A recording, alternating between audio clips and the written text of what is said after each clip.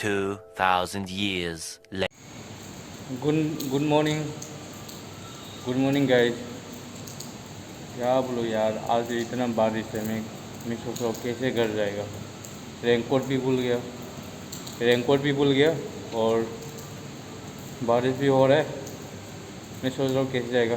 थोड़ा बिक के तो जाना पड़ेगा, घर में थोड़ा काम है। तो ठीक है, घर जाके थोड़ा कराओ।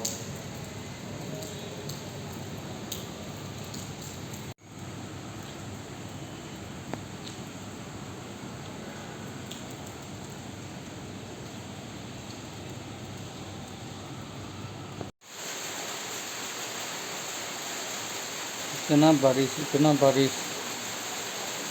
ठीक है, वो भी मैं घर में आ गया, तो काम था इससे।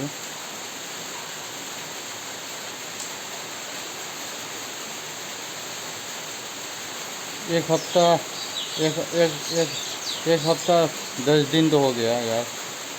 हर दिन बारिश दे रहा है, हर दिन बारिश दे रहा है। देखो, सब बिक गया मेरा, सब बिक गया। क्या नसीब है यार, क्या नसीब है भाई।